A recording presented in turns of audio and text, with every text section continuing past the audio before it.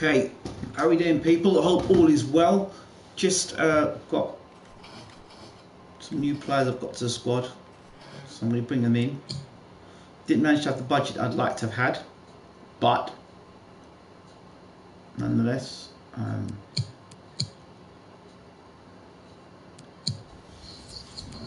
did bring some new players in. Bernard is injured, so Lukaku will come in here. There are some new players to the club that I've brought in, which I'm really excited about.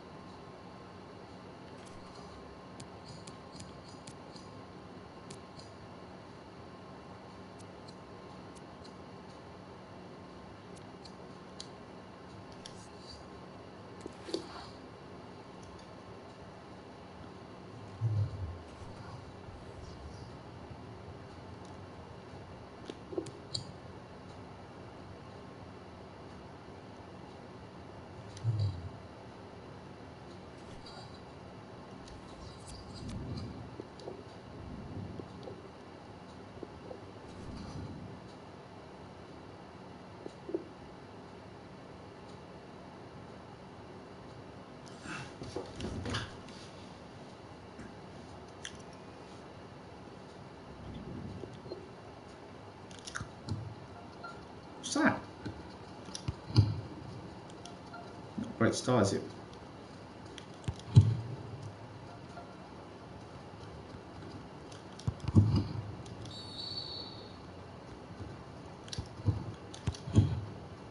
Oh, it's close.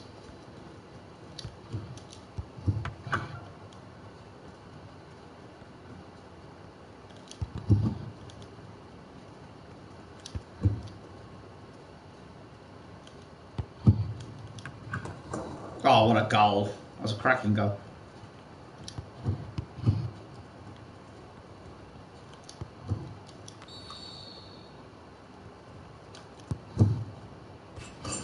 Whatever.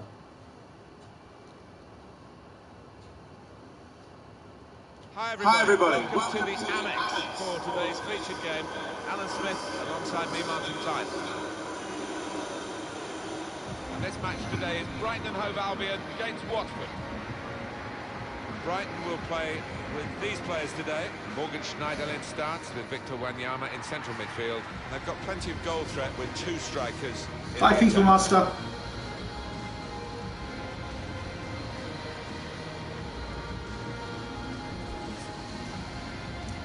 Brighton and Hove Albion, well, they'll be working hard, I'm sure. Their last game was an away defeat against Fulham.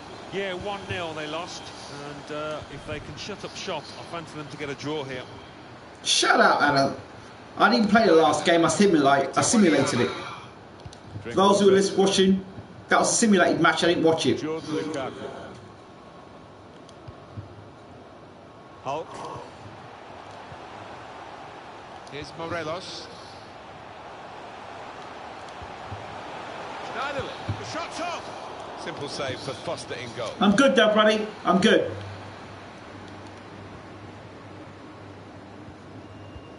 Well, you fear a bit for the host today.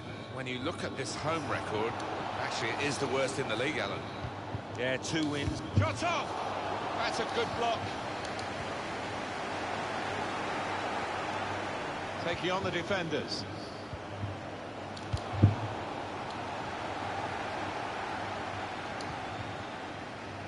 Able to cut that out with some sharp movement.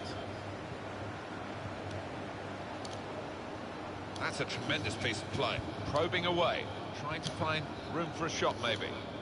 got great dribbling skills, De La Feu, and we're about to see them. Got up well, but couldn't keep it down. Oh, the keeper was rooted to the spot, wasn't going to get there. Got a worst home records. I can't believe that. But we played well. Neatly intercepted. Brighton won, I think, or they drew. The defenders managed to get in the way there. Drink water. Well, that pass never looked like reaching its target, and they're away with the ball. They're playing very well at the moment, Well, I like the look of this attack. They're playing poor at the moment. With a chance. Well, we've got an angle on this offside call, Alan, and I must say, it is the most difficult thing in all the officiating, I think. We won, I think, or drew, one or the other. It's got eagle eyes. Well, I certainly wouldn't want to do that job because... tired players and such, sure. The players move now.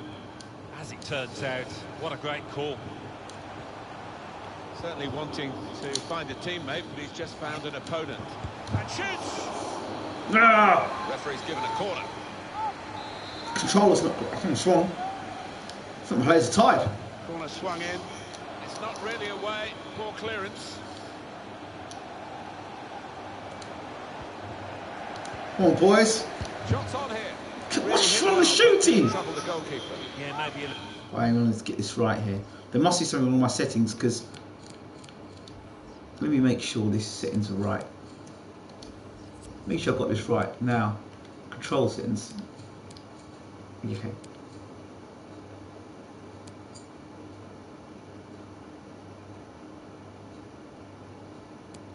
Jimmy Vardy, yeah. Wish I could, mate.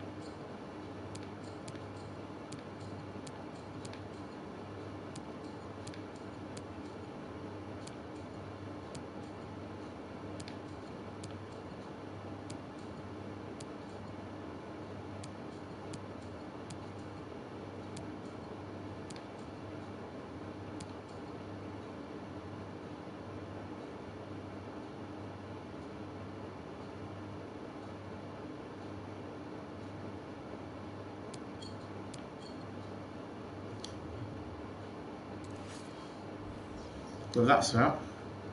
Little side for him there. Shooting right there.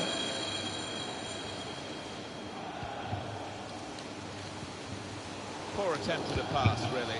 Hit it well! Saw it all the way, the goalkeeper, and it's comfortable in the end. What we've got here is a chance for the home team to do the double over their opponents today, Alan. Yeah, they made a statement, Martin, didn't they, with that earlier win on away territory, and it was a really good performance. It's a good cross. Good power in that punch away by the goalkeeper from the goal.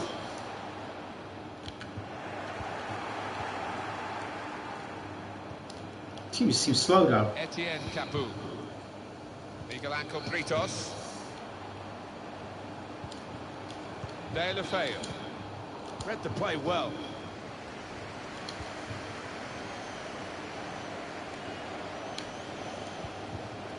Now Schneiderlin.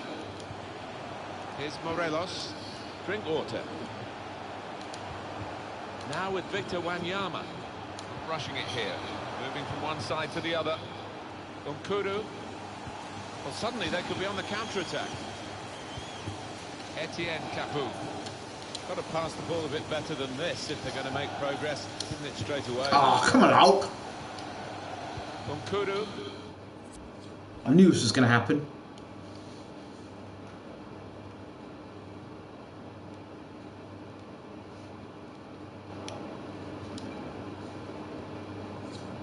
Hello? Hi, Woody, how are we doing? Good. Yes, I had an excellent weekend. It was good. It was good to rest and relax. And you said you were away for the weekend.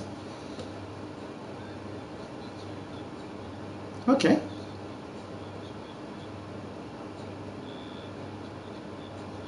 Yeah, I can understand that.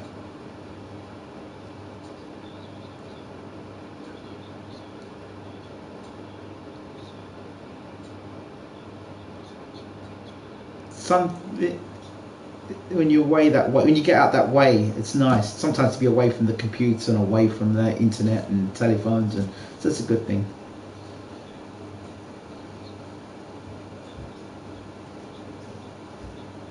Brilliant, brilliant, brilliant.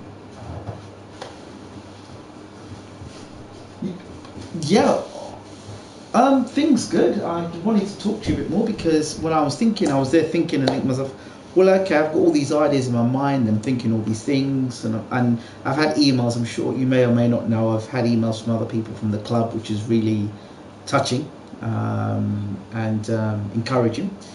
And while I'm sitting thinking all these things, I'm thinking, well, I've got all things in my mind, but I can't sit down and make a decision one way or another because it isn't realistic, because I would have to talk with the people at the club to then go away and think about what the club has got to say and then make a decision that way. Because at the moment, it would not be a decision that would be made on fair ground one way or the other, because I haven't spoken to the club. So that's why I need to come back and have a conversation to talk about things and see what would be the future, or where it would be, or where it would lie. And basically that's what it would be. It would be dependent on what the club wants to do, where the club sees the club being, and where they see me in the club and stuff like that, you know.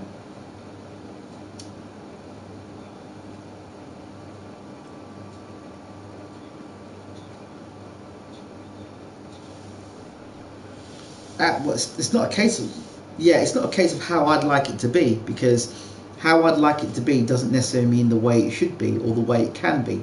So it's more a case of how some of the ideas that I have, or vision that I have, or the way I'm feeling now in 2018, and then if the club see that as something that they see is beneficial for them, as opposed to it being what I want, because no one person is bigger than a club.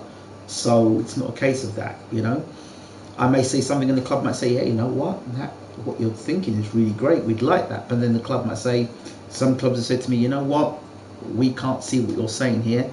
I go, and then about 4 or 5 years later they come back and say to me, you know what, now we understand what you were trying to say back then. Now I see, great, you know. So it's that sort of, it's a crossroads for me now, because I certainly don't want to be doing anything at this point in my life that would take me backwards, and I certainly don't want to do anything that's going to be same as, because when I came into the club, the season when I came in, it was, for me, it was almost, in my mind, it was damage control. It was, well, I've come into a club under another coach's legacy, with a group of players and a club that doesn't kind of know where I'm at or what I'm doing.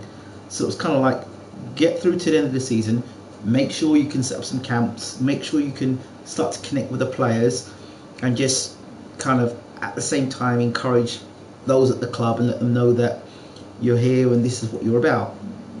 But now it's kind of like, well, that coach went and you've got a better idea of how I coach, or some of the ideas that I have, and then it's kind of moving on from that point, from damage limitation, or what I would call like reactive coaching, as opposed to proactive coaching, which is two totally different mindsets, you know.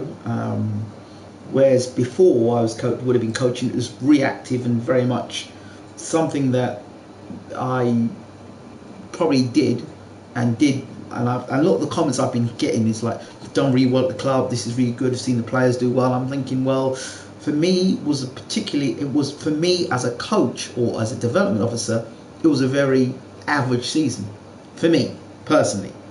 Hands were kind of, and it's not, I'm not blaming the club, it's what it is, it was what it was.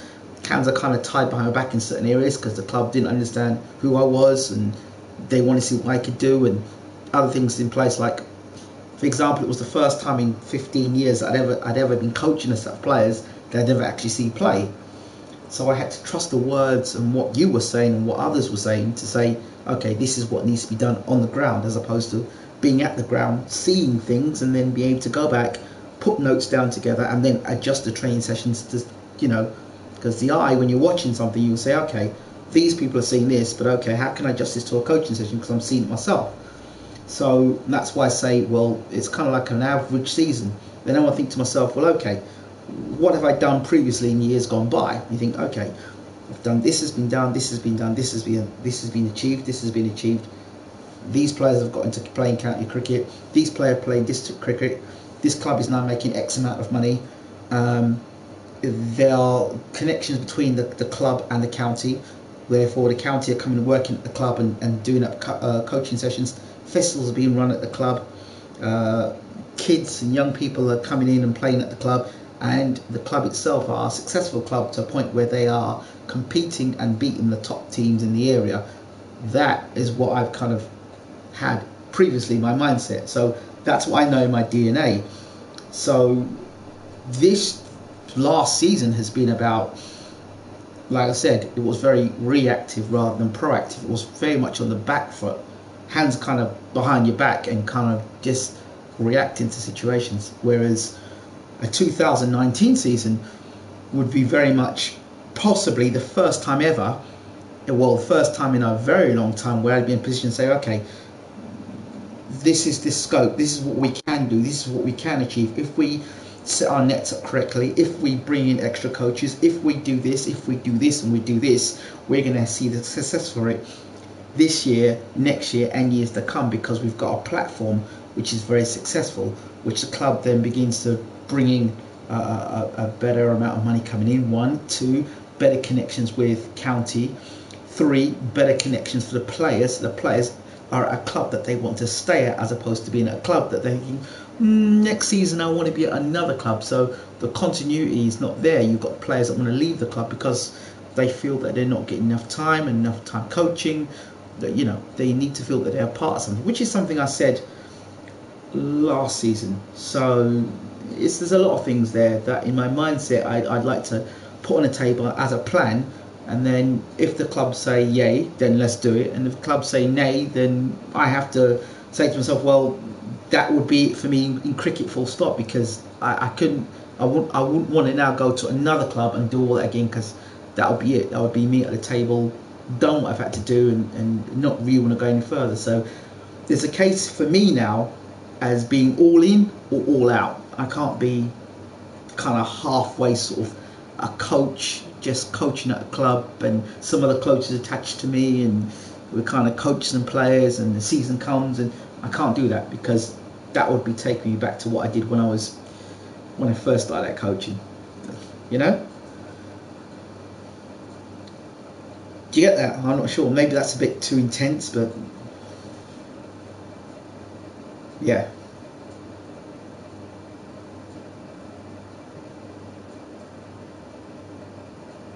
Mm-hmm.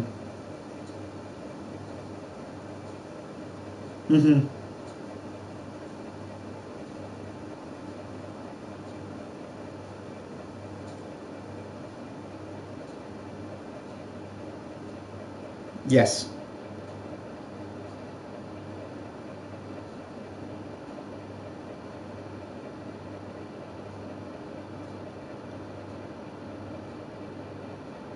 Mm-hmm. Right.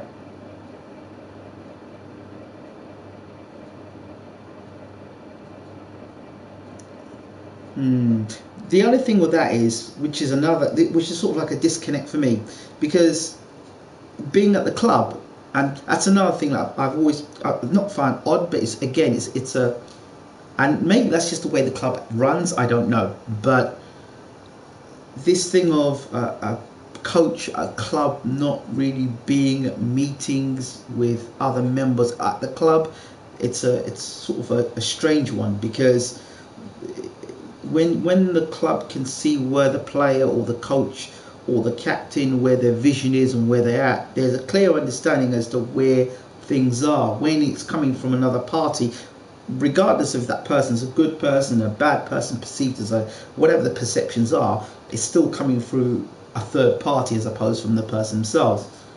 You know, yes, yeah, Yeah. Yeah.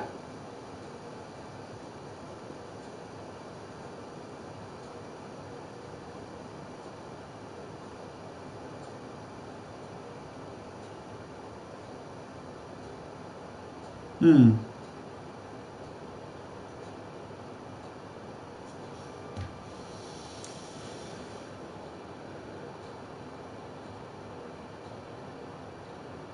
Mm-hmm. Hmm.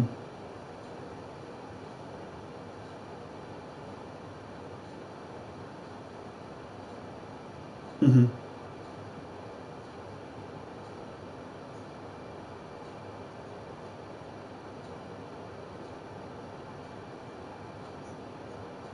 Mm-hmm.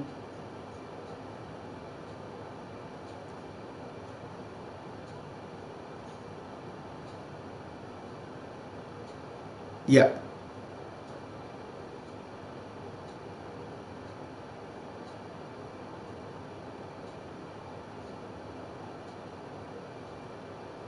Hmm.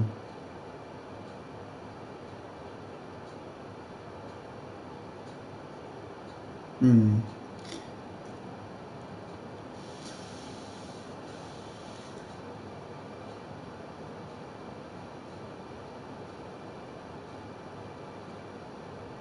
Hmm.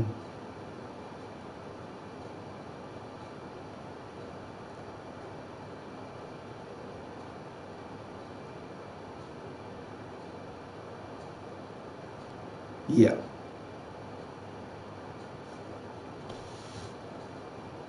Hmm. Yeah. Hmm.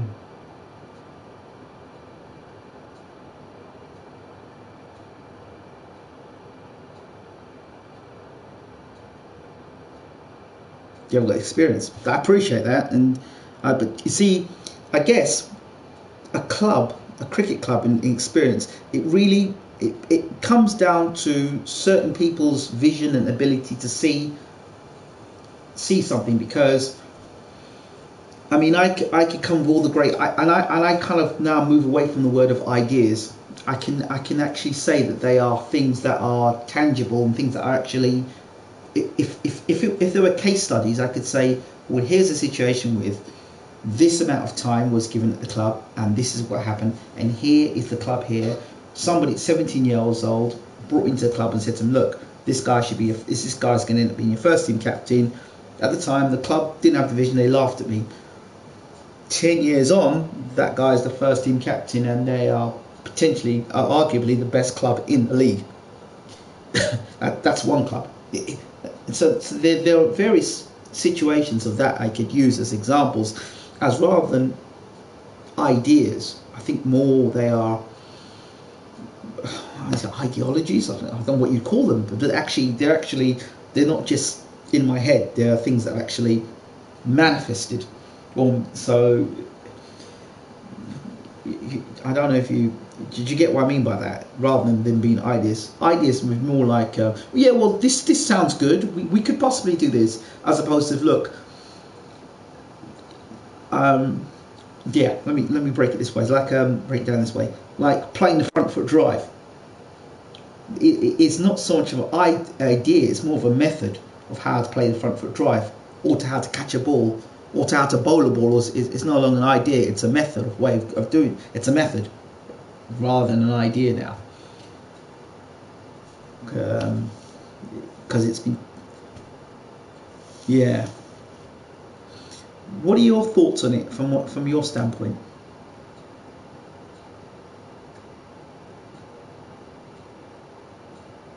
Hmm.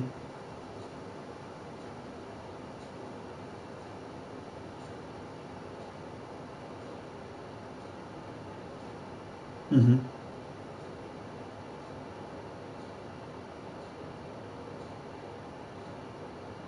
Of course. Right.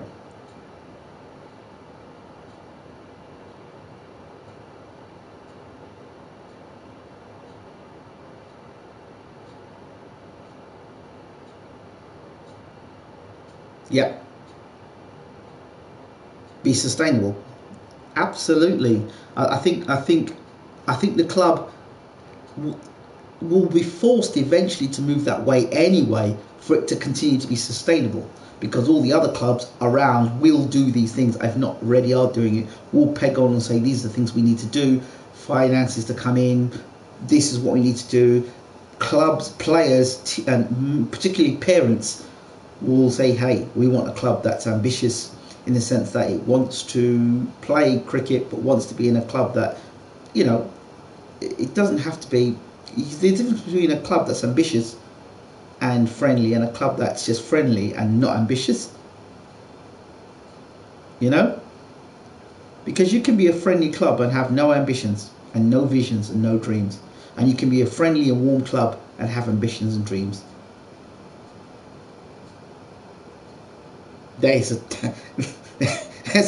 big difference, and a lot of those clubs that without vision and dreams end up just being what I call academies. When these players come in, when they get to a certain age, think, right, okay, I want to play for a better club, and off they go. So all the time the coaches put into those players, they end up going to other clubs, and forever you're just churning out players for other clubs to benefit from.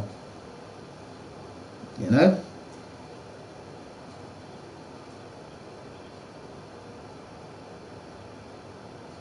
No, it doesn't.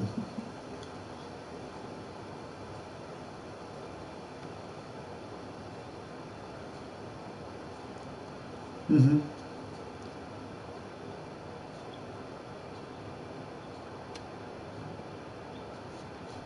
Yeah.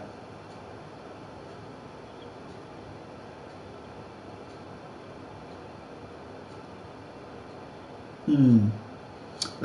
I I I don't want to leave the club, but I don't want to be in a position where I'm giving half to the club, or I'm not giving my all to the club.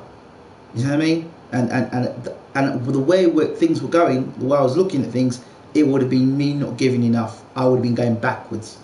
I can't walk backwards now. It's just I can't go to sleep at night knowing, well, have you given your best? No. Are you giving your best? No. What are you doing?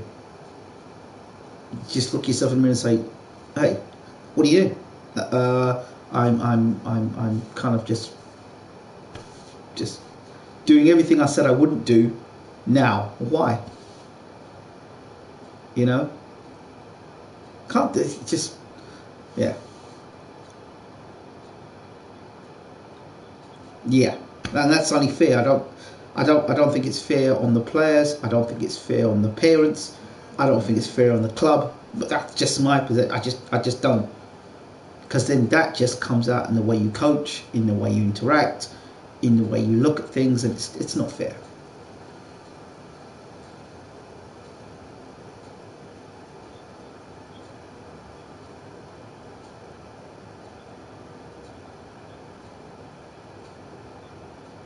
Mm.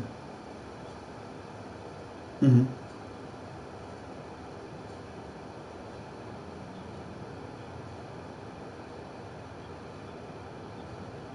Mm-hmm. Mm-hmm. That sounds fair. That sounds fair. And part of that ambition would be to be able to pass on that knowledge to other coaches.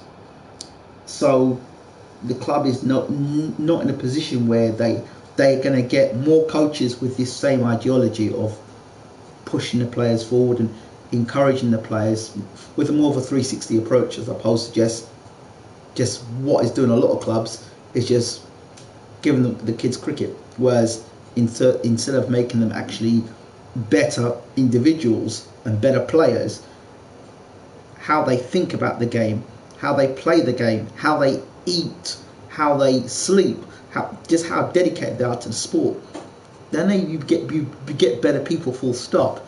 Because that is something I've noticed with a lot of the top players. All that happens is once they leave and they go to places like Surrey, that's exactly what they do. They start teaching them how to eat properly, how to think about the game. But that's all well and good.